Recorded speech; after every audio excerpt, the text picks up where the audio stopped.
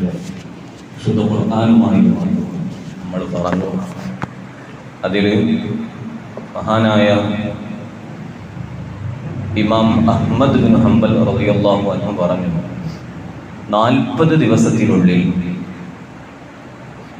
വിശുദ്ധ ഖുർആൻ ഖത്മ് തീർക്കണം, അല്ലെങ്കിൽ അത് വിരോധിക്കപ്പെട്ടതാണ്.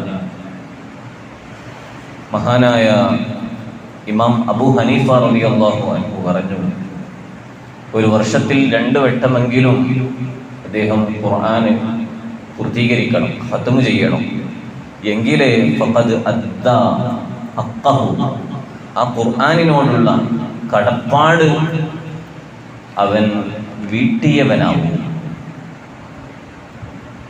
അപ്പൊ നമ്മൾ ആലോചിക്കുന്നു, നോക്കുക, വിശുദ്ധ ഖുർആൻ ഒരു വർഷത്തിൽ നമ്മൾ എത്ര തവണ ഖത്മ് ചെയ്യാറുണ്ട് എന്ന് ആലോചിക്കുകയും, ഇല്ല എങ്കിൽ നമ്മൾ ഓതുന്ന ആ പേജിന്റെ എണ്ണം കൂട്ടുകയോ, അല്ലെങ്കിൽ സ്ഥിരമായി ഒരു നിശ്ചിത സമയമെടുത്ത് ഞാൻ ഖുർആൻ ഓതാൻ വേണ്ടി മാറ്റിവെക്കുമെന്ന് നമ്മൾ പ്രതിജ്ഞ ചെയ്യുകയും ദുആ ചെയ്യുകയും അതിനു വേണ്ടി പ്രവർത്തിക്കുകയും ചെയ്യുക.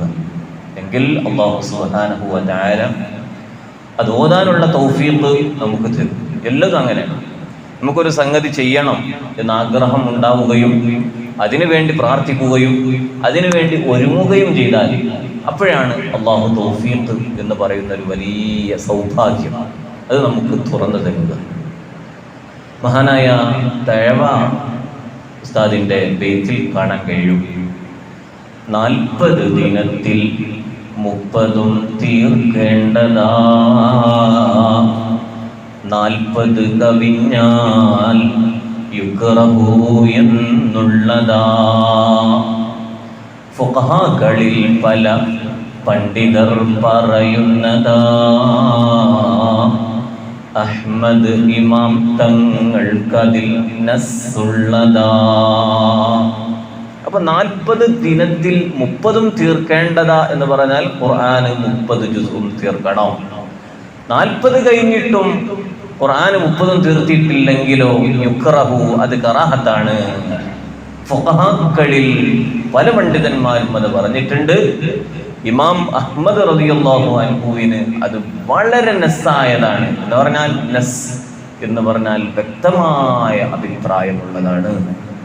എന്നിട്ട് മഹാനവറുകൾ പറയുന്നു, തീർക്കുന്ന സമയം തന്നെ നീ തുടങ്ങേണ്ടതാ, അത് മുഫ്ലിഹൂൻ വരെ എങ്കിലും ഓതേണ്ടതാ.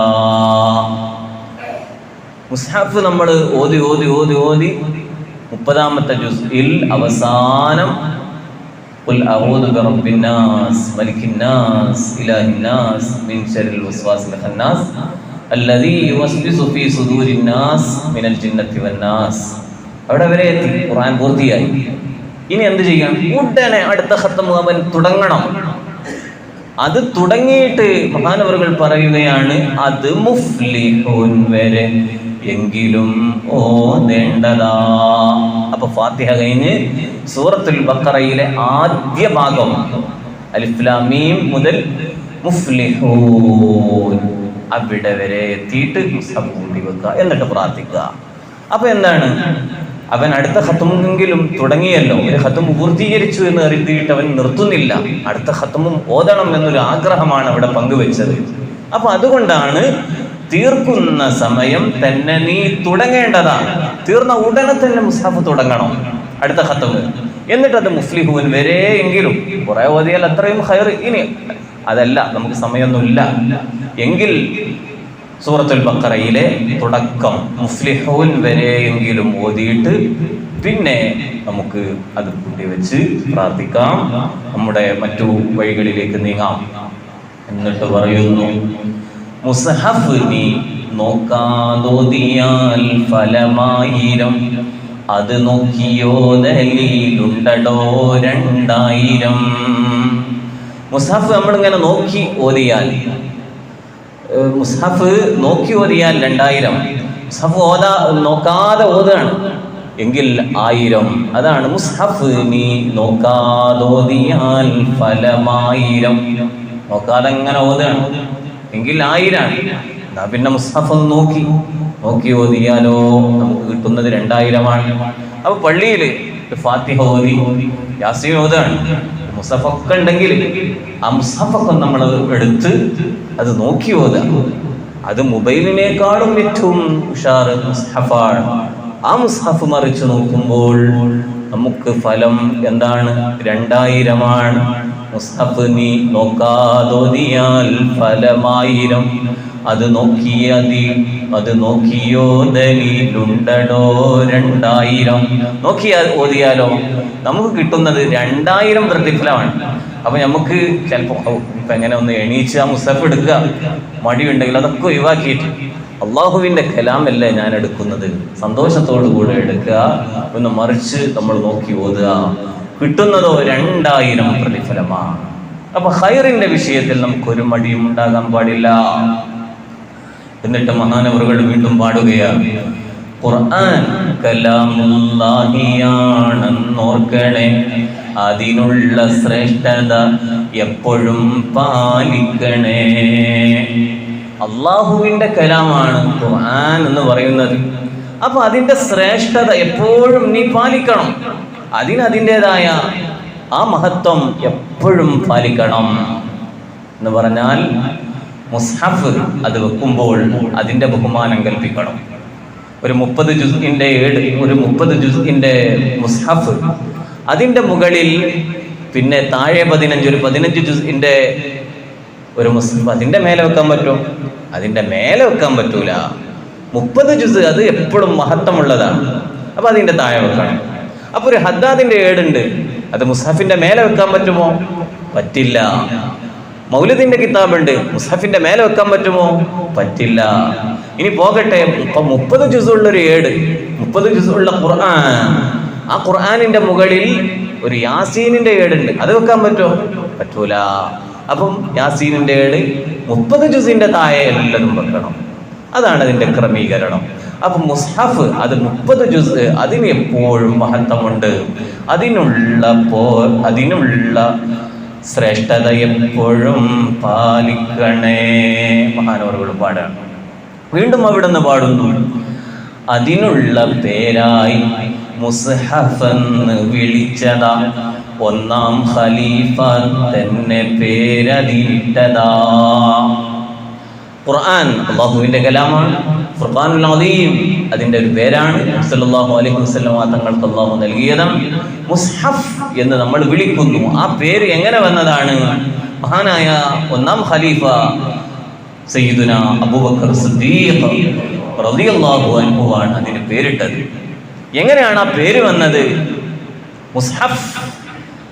മുസ്ഹഫ് എന്നാൽ എഴുതപ്പെട്ട ഏടുകളുടെ സമാഹാരം എന്നാണ് അതിൻ്റെ അർത്ഥം. എഴുതപ്പെട്ട ഏടുകളുടെ സമാഹാരം, അതാണ് മുസ്ഹഫിന്റെ അർത്ഥം. സ്വഹീഫത്ത് അറബിയിലെ മറ്റൊരു വേടാണ്. സ്വഹീഫത്ത് എന്ന് പറഞ്ഞാൽ എഴുതാൻ ഉപയോഗിക്കുന്ന തോലിന്റെ കഷ്ണം എന്നൊരർത്ഥം അതിനുണ്ട്. അതല്ലെങ്കിൽ എഴുതാൻ ഉപയോഗിക്കുന്ന ഓലയുടെ കഷ്ണം, അതല്ലെങ്കിൽ എഴുതാൻ ഉപയോഗിക്കുന്ന കടലാസിന്റെ കഷ്ണം എന്നൊക്കെ സ്വഹീഫത്ത് എന്ന ഈ വാചകത്തിന് അർത്ഥമുണ്ട്. ഈ അർത്ഥങ്ങൾ വരുന്ന സ്വഹീഫത്തിന്റെ ജംആണ് സുഹുഫ്. നോക്കണേ, സ്വഹീഫത്തിന്റെ ജംഅ് ബഹുവചനമാണ് സുഹുഫ് എന്ന് പറയുന്നത്. സ്വഹീഫത്ത് ഏട്, സുഹുഫ് ഏടുകൾ. കണ്ടില്ലേ? അതിൽ നിന്നാണ് മുസ്ഹഫ് എന്ന വാചകം ഉണ്ടാകുന്നത്. അപ്പൊ മുസ്ഹഫ് എന്ന വാചകം അങ്ങനെ വന്നു. എന്നാൽ ഈ പേരെങ്ങനെ വന്നു? വിശുദ്ധ ഖുർആനിനെ മുസ്ഹഫ് എന്ന് വിളിക്കുന്നത് എഴുതപ്പെട്ട ഏടുകളുടെ സമാഹാരം എന്ന അർത്ഥത്തിലാണല്ലോ. മഹാനായ ഒന്നാം ഖലീഫ സയ്യിദുന അബൂബക്കർ സിദ്ദീഖ് റളിയല്ലാഹു അൻഹുവിന്റെ കാലത്ത് ഖുർആൻ എഴുതപ്പെട്ടത് സുഹുഫുകളിലായിരുന്നു. നമുക്കറിയാം, എല്ലുകളിലും തോലുകളിലും ഒക്കെ എഴുതി വെച്ചതായിരുന്നു. ഈ സുഹുഫുകളൊക്കെ ഒരുമിച്ച് കൂട്ടി ഇന്ന് കാണുന്ന ഈ മുസ്ഹഫ് രൂപത്തിൽ ആക്കിയത് മഹാനായ സയ്യിദുന ഉസ്മാൻ ഇബ്നു അഫ്ഫാൻ റളിയല്ലാഹു അൻഹുവിന്റെ കാലത്താണ്. അതിന്റെ വിശദാംശങ്ങൾ നമ്മൾ പഠിക്കുകയാണെങ്കിൽ യമാമ യുദ്ധവും ആ യുദ്ധത്തിൽ ഒരുപാട് ഹാഫിളീങ്ങൾ മരണപ്പെടുകയും ചെയ്ത സംഭവങ്ങൾ മറ്റൊരു വശത്ത് നിൽക്കുകയാണ്. ഖുർആൻ ഹൃദയങ്ങളിൽ നിന്ന് ഹൃദയങ്ങളിലേക്ക് വന്ന ഗ്രന്ഥമാണ്. മുത്തുനബി സല്ലല്ലാഹു അലൈഹി വസല്ലമ തങ്ങൾക്ക് മഹാനായ മുഖറബുൽ അംലാഖ് മലക്ക് ജിബ്രീൽ അലൈഹിസ്സലാം പകർന്നു നൽകി. ആ പകർന്നു നൽകിയത് മുത്തുനബി സല്ലല്ലാഹു അലൈഹി വസല്ലമ തങ്ങളുടെ ഹൃദയത്തിലേക്കാണ്. ആ ഹൃദയത്തിൽ നിന്നും തന്റെ ശിഷ്യന്മാരായ സഹാബാക്കളിലേക്ക് നബി സല്ലല്ലാഹു അലൈഹി വസല്ലമ തങ്ങൾ പകർന്നു കൊടുത്തു. അതിങ്ങനെ പകർന്ന് ഒക്കെ ഹൃദ്യസ്ഥമാക്കി. ആ ഹൃദ്യസ്ഥമാക്കിയ ഹാഫിളുകൾ ഒരുപാട് മരണപ്പെട്ടപ്പോ അങ്ങനെയാണ് തീരുമാനം വരുന്നത്, ഇങ്ങനെ ആയിപ്പോയാൽ, ഈ വിശുദ്ധ ഖുർആൻ ഹൃദയങ്ങളിൽ നിന്ന് മാറിപ്പോയാൽ പിന്നെ അത് ഓതാൻ, അത് വായിക്കാൻ ആളില്ലാതെ വരും. ചർച്ചകൾ ഒരുപാട് വന്നു. ചർച്ചകൾക്കൊടുവിൽ അത് ക്രോഡീകരിക്കണം എന്നൊരു തീരുമാനം വന്നു.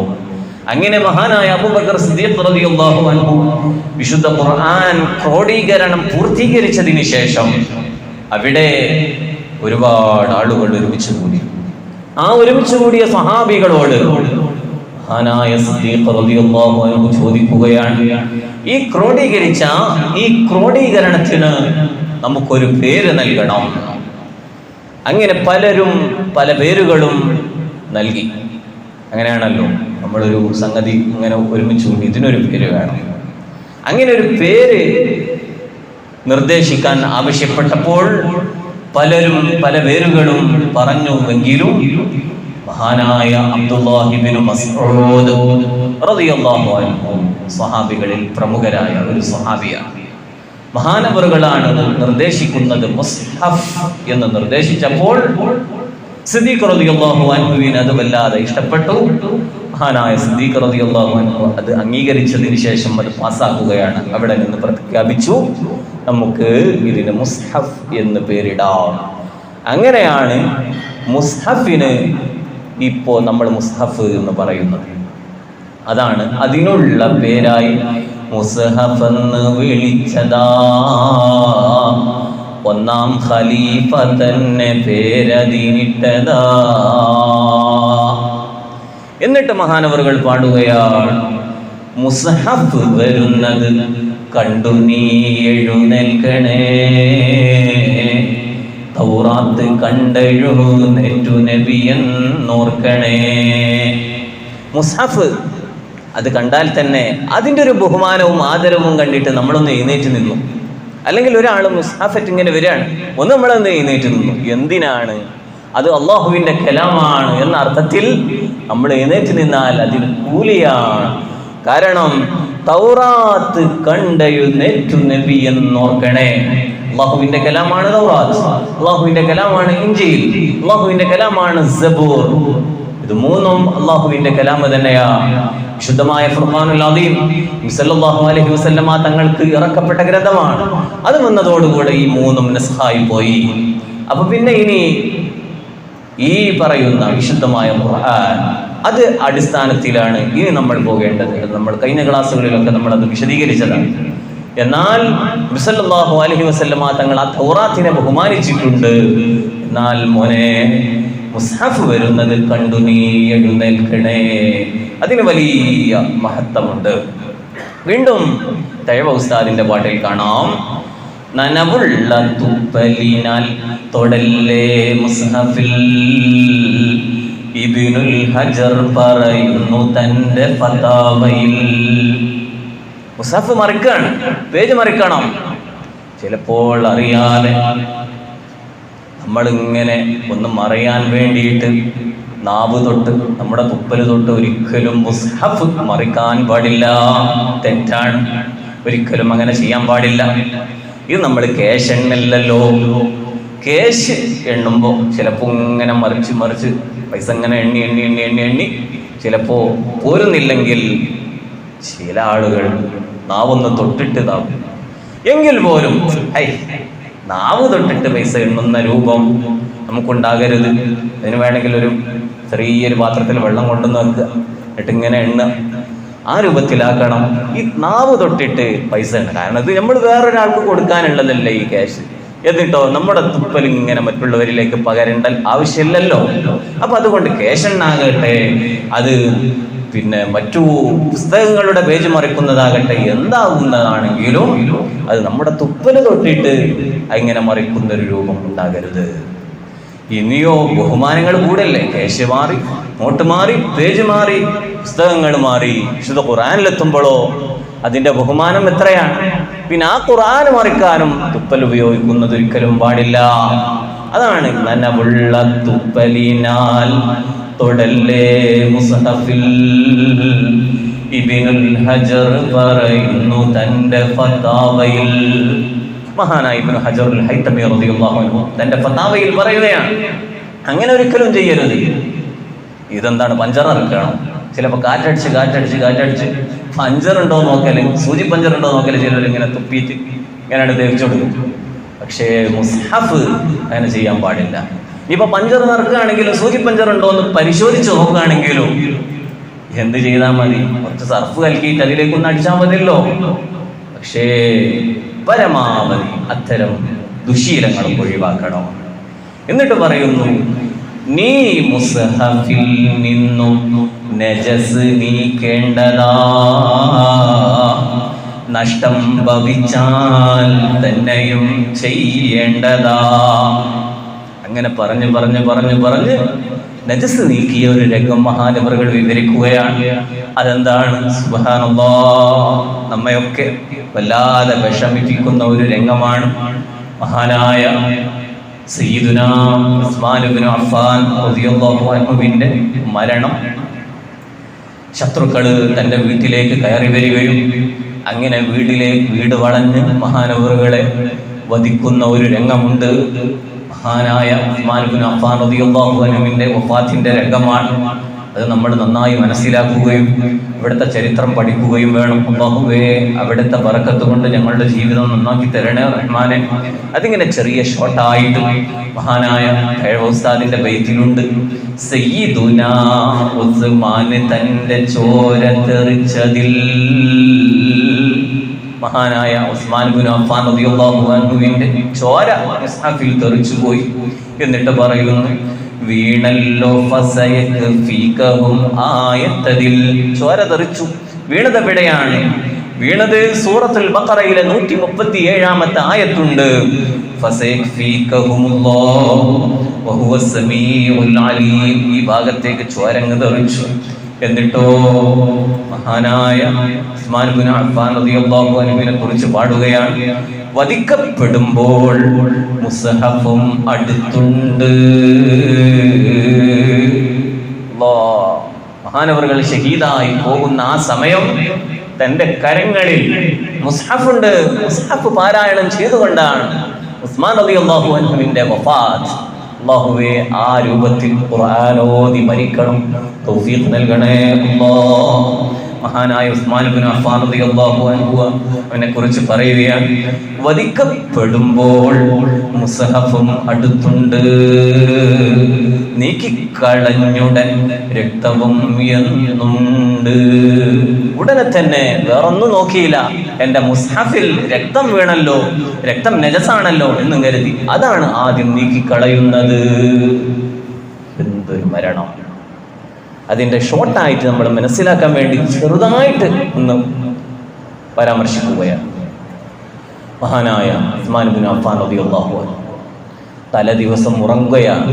വധിക്കപ്പെടുന്നതിന്റെ തലേ ദിവസം ഉറങ്ങുകയാണ്.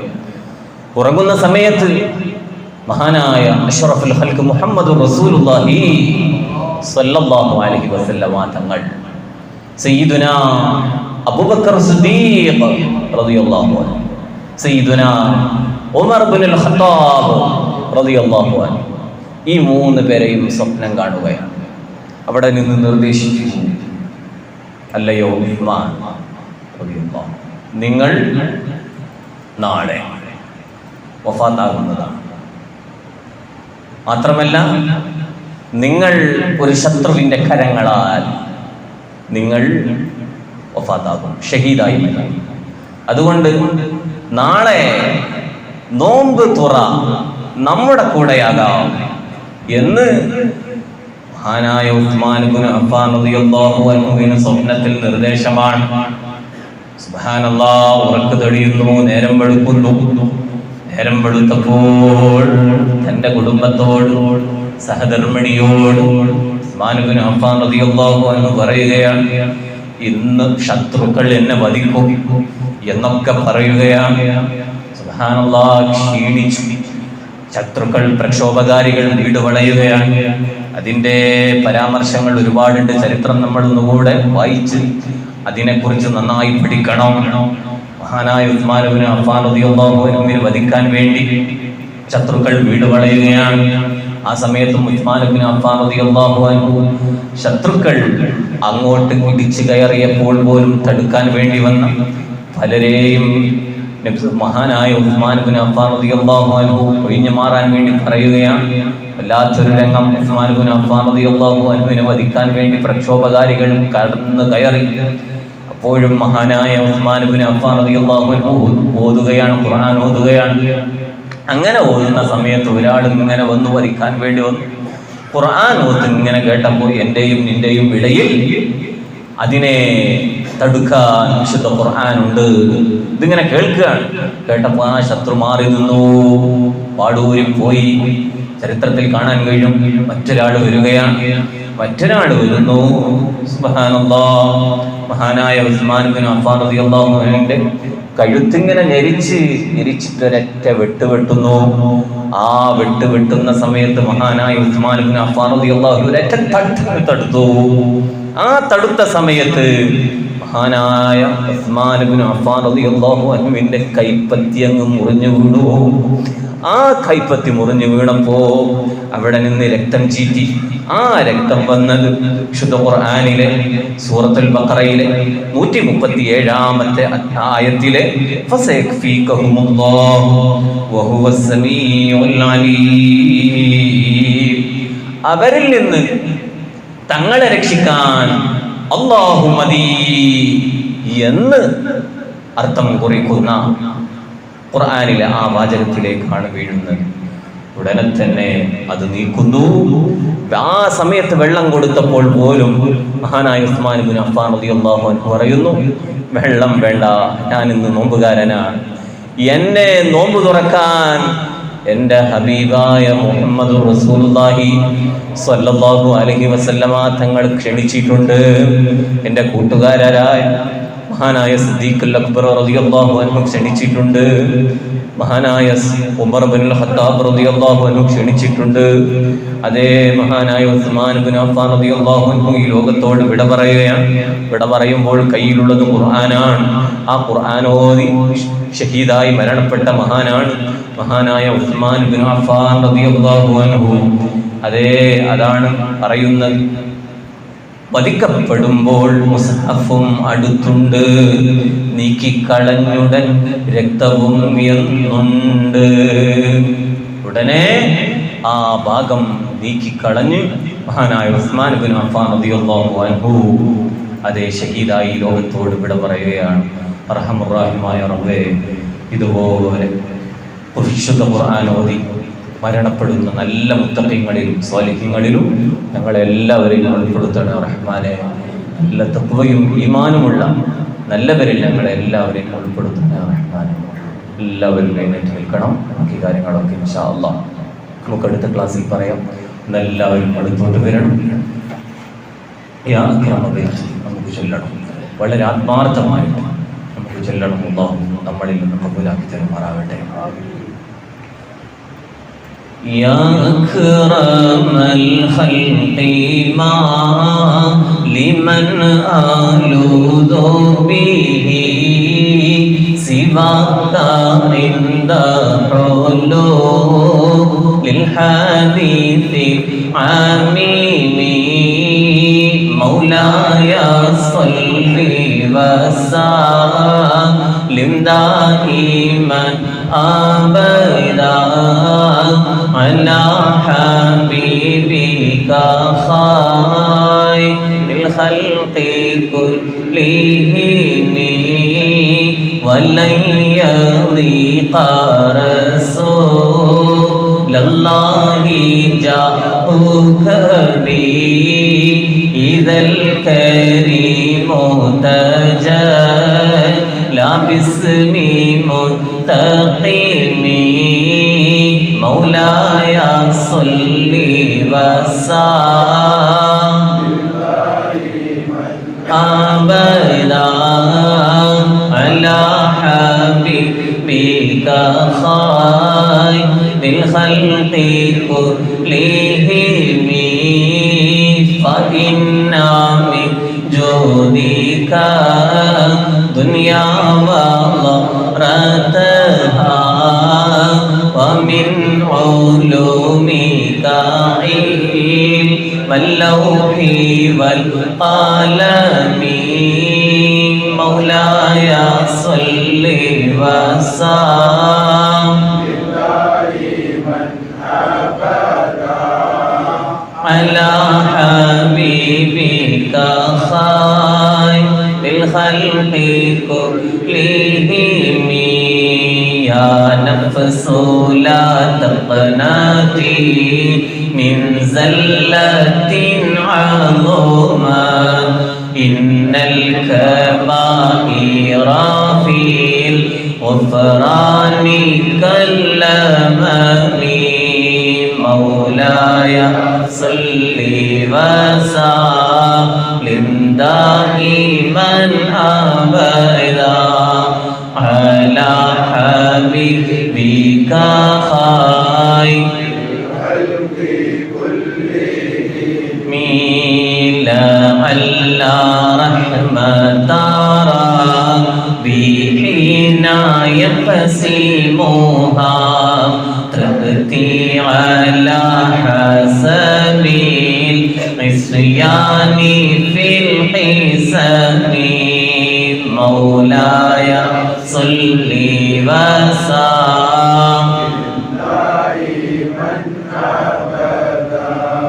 على حبيبك خير الخلق كلهم يا ربي واجعل رجائي غير منعكس لديك واجعل حسابي غير منخرم مولاي صل وسلم دائما أبدا على حبيبك خير الخلق كلهم والتف بعبدك في دارين إن له صبرا متى تدعوه الأحوال ينهزم مولاي صل وسلم دائما أبدا على حبيبك خير الخلق كلهم واغفر لصحبي صلاة منك دائمة على النبي بمنهل ومنسجم مولاي صل وسلم دائما أبدا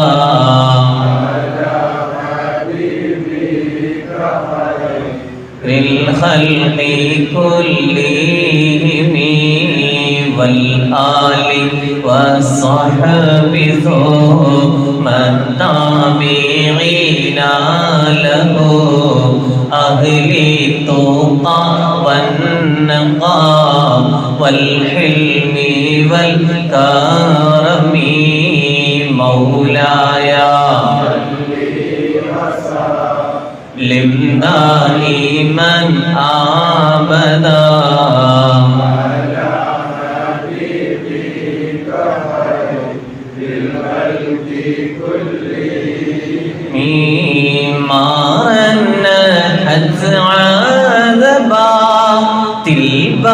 ريح صبا وأطرب العيسى للعيس بناغمي مولاي صل وسلم على حبيبك خير سيدنا رسول الله سيدنا حبيب الله سيدنا رسول الله سيدنا حبيب الله ثم الرضا عن أبي بكر وعن عمر وعن علي وعن عثمان ذي الكرم سيدنا رسول الله سيدنا حبيب الله سيدنا رسول الله سيدنا حبيب الله سعد سعيد زبير طلحة وأبي عبيدة وابن عوف عشير الكرم سيدنا رسول الله سيدنا رسول الله سيدنا حبيب الله يا ربي بالمصطفى بلغ مقاصدنا واغفر لنا ما مضى يا واسع الكرم يا ربي بلغ مقاصدنا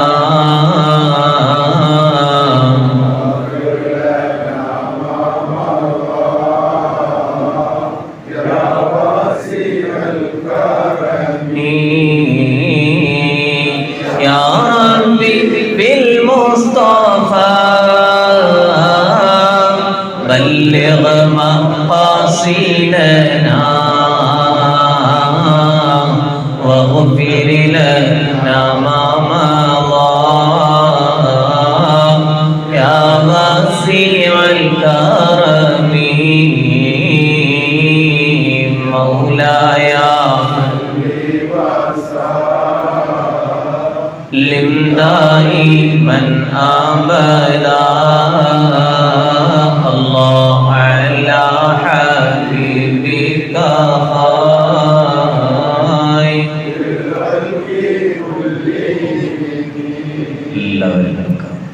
ഒരുപാട് ആളുകൾ ദുആ കൊണ്ട് വസിയത്ത് ചെയ്തിട്ടുണ്ട്. ഞാൻ തുടക്കത്തിൽ പറഞ്ഞല്ലോ, പ്രത്യേകിച്ച് മരണപ്പെട്ടു പോയവരുടെ പേരിലൊക്കെ ഒരു 10 തഹ്ലീൽ ചൊല്ലി ദുആ ചെയ്യാം. أفضل الذكر لا إله إلا الله لا إله إلا الله لا إله إلا الله لا إله إلا الله لا إله إلا الله لا إله إلا الله لا إله إلا الله لا إله إلا الله لا إله إلا الله لا إله إلا الله. നമ്മുടെ ഈ പരിപാടിക്ക് ഏകദേശം ഒരു 1000 രൂപ ചെലവ് വരുന്നുണ്ട്. അപ്പോൾ ഓരോരുത്തരും ഇങ്ങനെ ഏറ്റുകൊണ്ടിരിക്കലാണ്. അടുത്ത ഞായറാഴ്ചയോടുകൂടി ഏറ്റെടുത്തത് കൈയാണ്. ആർക്കെങ്കിലുമൊക്കെ താല്പര്യം ഉണ്ടെങ്കിൽ ഇപ്പം അത് വിൽപ്പിക്കുന്നതല്ല.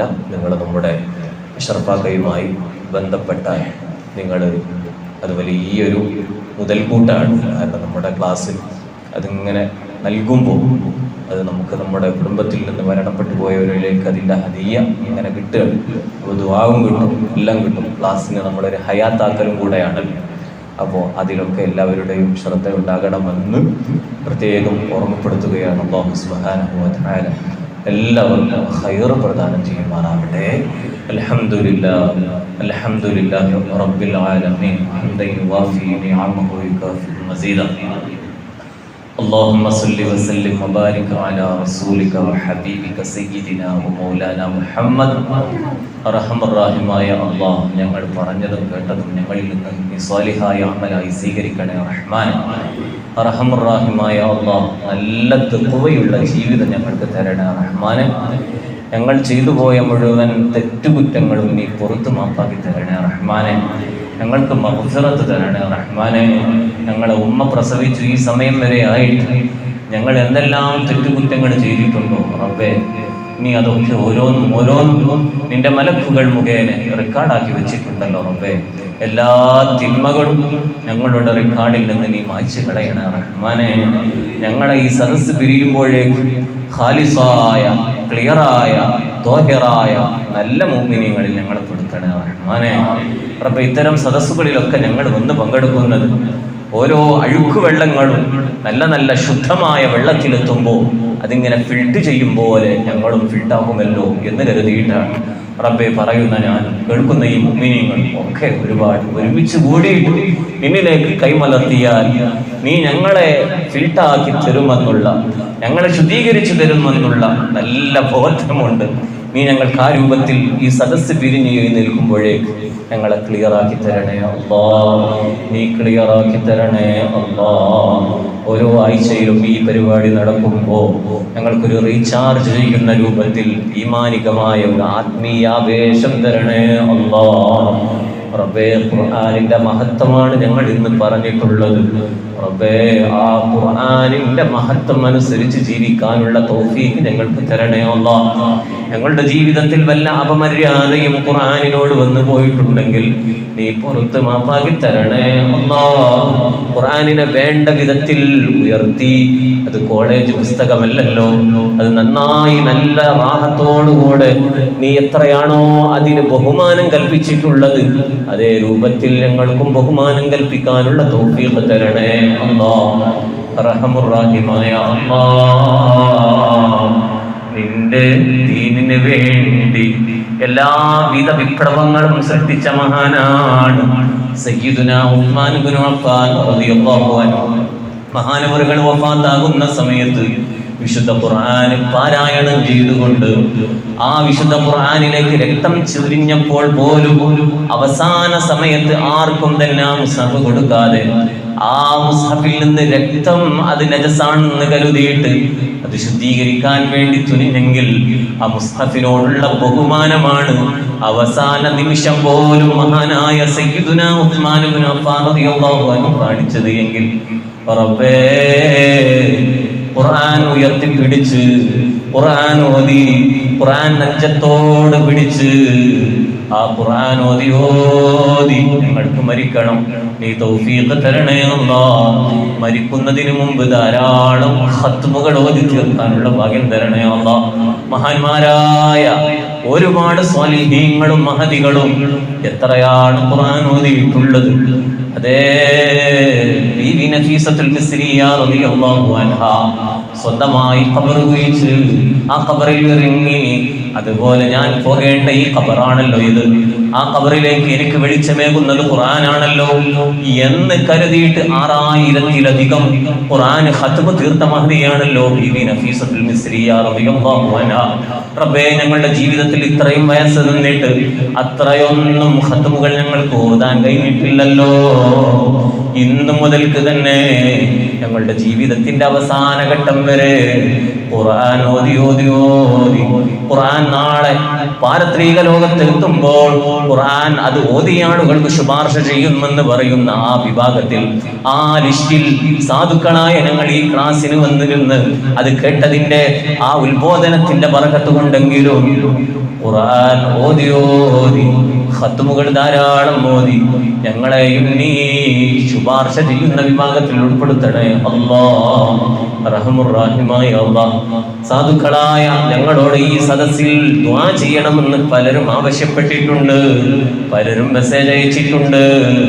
റബ്ബേ, അവർ ആരാണ്, എവിടെയാണ്, എല്ലാം നിനക്കറിയാമല്ലോ റബ്ബേ. എല്ലാവരുടെയും എല്ലാ ഹലാലായ മുറാദുകളും നീ ഹാസിലാക്കി കൊടുക്കണേ റഹ്മാനെ. പ്രത്യേകിച്ച് ഈ സദസ്സിൽ വളരെ ത്യാഗം സഹിച്ച് ഭാര്യയുടെ എല്ലാ ശുശ്രൂഷകളും കഴിഞ്ഞ് ഇവിടെ എത്തിയവരുണ്ട്, മറ്റു എല്ലാ വിഷമങ്ങളും സഹിച്ച് എത്തിയവരുണ്ട്. റബ്ബേ, ഈ സദസ്സിൽ പങ്കെടുത്ത ഓരോ വ്യക്തികളിലും അവരുടേതായ മുറാദുകൾ ഉണ്ടല്ലോ റബ്ബേ. എല്ലാം അവരുടെ ഖൽബിന്റെ ഉള്ളിലുണ്ട് റബ്ബേ. എല്ലാം നീ റാഹത്താക്കി കൊടുക്കണേ അല്ലാഹ്, ഹാസിലാക്കി കൊടുക്കണേ അല്ലാഹ്. മരിക്കുന്നതിന് മുമ്പ് ഹജ്ജും ഉംറയും സിയാറത്തും ചെയ്യാനുള്ള ഭാഗ്യം തരണേ റഹ്മാനെ. എല്ലാ കർമ്മങ്ങളും നല്ല റാഹത്തോടുകൂടെ ചെയ്ത് അവസാനം ഞങ്ങൾ ഈ ലോകത്തിൽ നിന്ന് വിട പറയുന്ന ഒരു ദിവസമുണ്ട്. ആ ദിവസം നല്ല ഒരു ദിവസമാക്കി തരണേ അല്ലാഹ്, നല്ല ഒരു സമയത്താക്കി തരണേ റഹ്മാനെ. ഏതെങ്കിലും റോഡ് സൈഡിലാക്കി വെച്ച് ഞങ്ങളുടെ മരണം നീ ആക്കിക്കളയരുത് റഹ്മാനെ. ഏതെങ്കിലും ഹോസ്പിറ്റലിൽ ആരുമില്ലാത്ത വെന്റിലേറ്ററിൽ പോയി മരിക്കുന്ന രൂപത്തിൽ നിന്ന് ഞങ്ങൾക്ക് നീ കാവൽ തരണേ റഹ്മാനെ.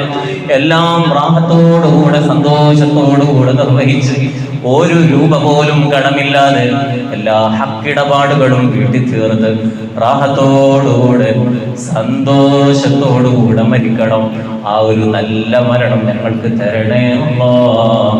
ആഖിബത്ത് നന്നായി നീ മരിപ്പിക്കണേ അല്ലാഹ്. നിന്റെ ദീനിൽ ഞങ്ങൾ ജീവിച്ചു ജനിച്ചു റബ്ബേ.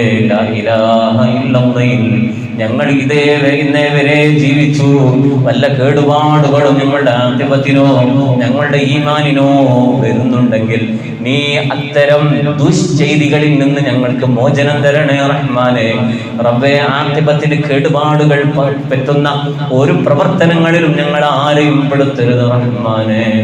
അവസാനം നിന്റെ കലിമത്തു തൗഹീദ് ലാ ഇലാഹ ഇല്ലല്ലാഹ്, ലാ ഇലാഹ ഇല്ലല്ലാഹ്, ലാ ഇലാഹ ഇല്ലല്ലാഹ് അക്ഷരങ്ങളൊക്കെ നല്ല സ്ഫുടതയോടുകൂടെ മഖ്റജോടുകൂടെ ഒരു തെറ്റുമില്ലാത്ത രൂപത്തിൽ മലക്കുൽ മൗത്ത് ഇസ്രായീൽ അലൈഹിസ്സലാം വന്ന് ഞങ്ങളുടെ റൂഹിനെ പിടിക്കുമ്പോൾ നല്ല പുഞ്ചിരിയോടുകൂടെ ആ കലിമത്ത് തൗഹീദ് ചൊല്ലി മരിക്കണം.